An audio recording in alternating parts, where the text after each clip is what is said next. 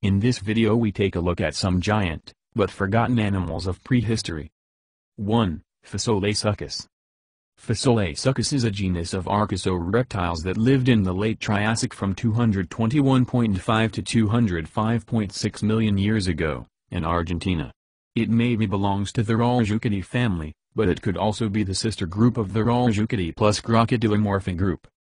It is thought to have been the largest land predator before the advent of the big theropod dinosaurs.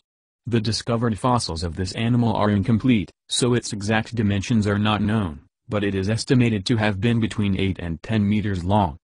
There's not need to say that Fasolasuchus was the undisputed top predator of its environment, being much larger than either the other archosaurs of various groups, Rauisuchus, Hemiproteusuchus and Pseudosporosuchus genera, or theropod dinosaurs, which are archosaurs, too, like Zoosaurus, a relative of the famous Coelphasis. It is believed that Fasolasuchus, given its size, was not very fast. It is possible that it hunted relatively slow animals, such as the Eosaurs, Neotosauroides genus, Cynodontians, Calimia genus, and the primitive sauropods, Cubratosaurus, Lesomsaurus and Rheogosaurus genera, which at that time already reached considerable sizes, around 9 or 10 meters long. There is a good chance that it would also feed on carrion, easily driving other predators away of their prey, using its size. 2. Acinonyx pardinensis. Acinonyx pardinensis is a felid species closely related to the modern cheetah, Acinonyx jubatus, which lived on the prairies of Eurasia during the Pleistocene from 2,588 million years ago to 126,000 years ago. The so-called giant cheetah had a distinctly larger size than the current cheetah, especially in length. Its weight was significantly higher. It is thought that it was between 100 and 120 kilograms, about twice the modern cheetah species. As a result, its maximum speed and its acceleration had to be lower than the modern ones, but this was not a big problem. The giant cheetah fed indeed on heavier and therefore slower average prey than its current relative.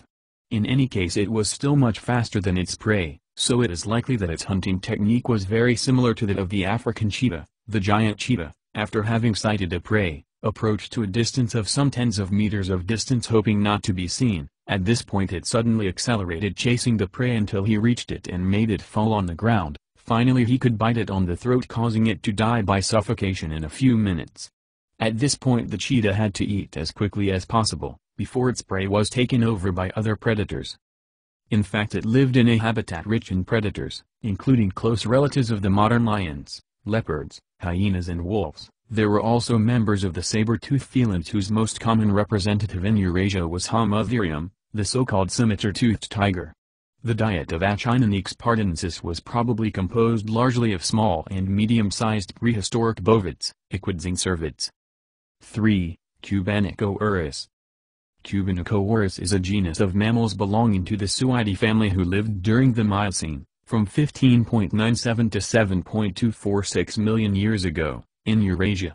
The largest species, Kubanochoerus gigas, had a shoulder height of 1.2 meters and a weight that could reach 500 kilograms.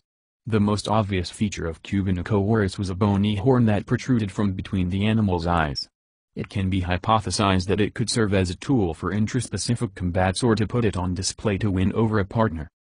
Kubanochoerus, like many modern Suidae, was an omnivore. It is probable, however, that it fed mainly on vegetables, without however disdaining eating some carrion when possible. Another very interesting feature of the Kubanochoerus is the fact that its physical structure was very similar to that of the Entelodontids, a family of artiodactyls that was in decline during the Miocene. One might consequently think that the Kubanochoerus has conquered the ecological niche that previously belonged to Entelodontids. Probably, as the Entelodontids did, the Kubanochoerus could use its size to steal prey from small and medium-sized predators. However, Kubanochoerus was not safe from predators. In fact, it had to watch its shoulders from saber-toothed felids, Machaerodus, Amphimochaerodus, Myomachaerodus and Paramochaerodus genera, Amphiacionids, Amphicean and Pseudocyan genera, and Ursids, Agriotherium genus. 4. Dinopithecus.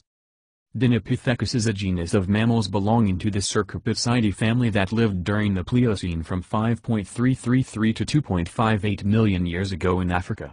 He was related to today's baboons. But it was significantly larger.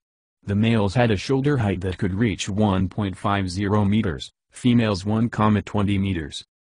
Their diet consisted largely of fruit, seeds, roots and grass, sometimes supplemented with fresh meat. It is in fact probable that, like the baboons, they also fed on invertebrates or newborn ungulate calves.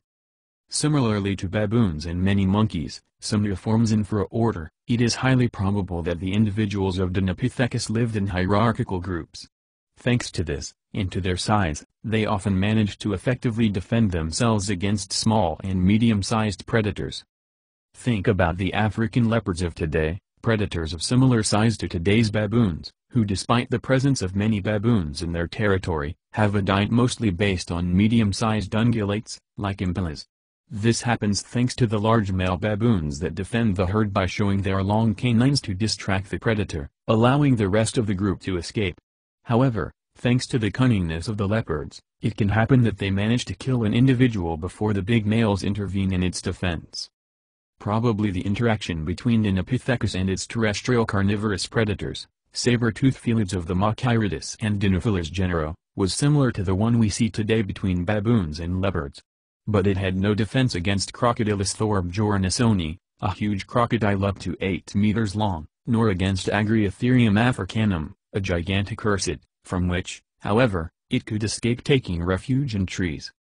5. Ornimegalonyx. Ornimegalonyx is a genus of birds belonging to the Strigidae family that lived in Cuba in the late Pleistocene, from 126,000 to 11,700 years ago. It was 1.1 meters tall and weighed 9 kilograms. It had long, strong legs and relatively short wings. It is thought it spent a large part of its life on the ground, moving in its habitat walking rather than flying. Some scientists even think it had no flying skills. Ornimegalonyx was the dominant predator of its habitat, so it didn't need wings to escape. Its main preys were medium and large-sized rodents, Heteropsimes, Copromys, Geocopromys and Macrocopromys genera, ground sloths, Kubanochoerus, Myocnus, Mesocnus and Megalocnus genera, and other mammals, such as Solnodonts, Solnodon genus.